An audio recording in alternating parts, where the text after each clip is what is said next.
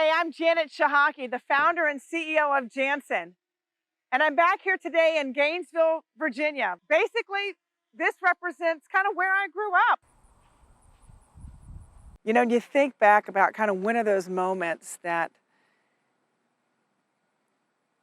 as you're growing up, you're thinking, you know, what am I going to do? And I didn't know what I was going to do. I didn't come from a family of means that could someone afford to send me off to college and kind of figure it out. And very blessed to have a godly Christian mother, but I wasn't sure. And so I started working full time. And of course, most of all this is recorded in my book, but I started working full time at an aerospace company and I fell in love with it. I thought it was awesome. And I ended up staying there almost 10 years and they paid my way to college. I worked full time and went to school at night, which was amazing. Hard, but amazing. But it was actually in this neighborhood. You know, the neighbors back there used to have an in-ground pool. And we were always over there, or we were always down at the pond in the winter playing. My brother made sure we all knew how to play flag football. I'm the youngest of three. I have an older brother and an older sister. But it was in this neighborhood, playing with my friends. We'd build forts. We'd play on the pond on the ice when it froze over, that I knew probably by 15 that I was going to own a company one day, but I didn't know what it was going to be. And I'm just really thankful to come back here. You know, everyone has a story, and everyone, no matter what has happened in your past or kind of what your story consists of, if you believe that God can take anybody, look what he did to Paul. I mean, on the road to Damascus. I mean, he had already been persecuting Christians, and he was on his way to do some more. And there's that moment, that transformative moment when he says, Saul, I've got a plan for your life, and it's not this.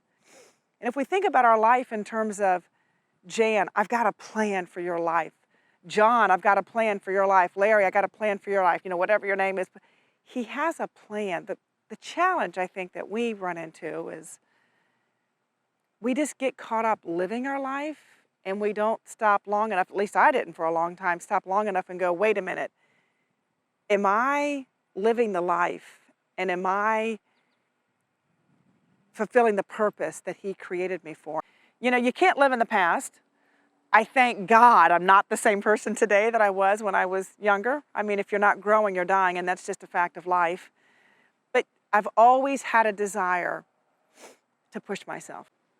You know, I look back now, I'm 52 years old, and, you know, it's not about living a perfect life because that's just not possible. It's about living a convicted life and living a life that says, Lord, I want to do what you call me to do, and I want to be what you called me to be, and I want to go where you've called me to go. I'm just really thankful for the people that God allows me to work with, the places that he's allowed me to go, the things he's allowed me to, you know, experience. And I just be honest with you, I just want to be a blessing to people. I want to, some people probably think I'm a curse, but most people probably think I'm a blessing. I don't know. A lot of people have been a blessing to me. A lot of people have. I think what's so fantastic when you kind of come back to areas of your life where you spent a lot of time growing up as a young person is that you're reminded of your story. And there's parts of your story you probably want to remember, and there's probably parts you want to forget. And same is true with me. But all of us have a story.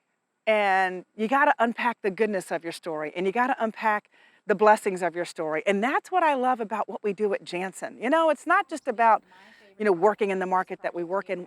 Every client that we work with, we want to find, like, what's your story? What's that so what moment? It's really important to put people in your life that will really tell you what you need to hear. And when I kind of look at my hand, I kind of go, you know what?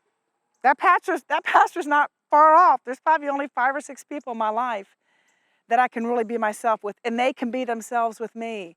And, you know, the Bible says iron needs to sharpen iron. But you have to want to be sharpened. I always wanted to be sharpened, even to this day. I think God's just got so much in all of us that he just wants to bring out. But I think sometimes we focus on our comfort. Well, I got news for you, and I can speak from experience. God is not interested in my comfort. He's interested in my character. And I believe the same is true for all of us.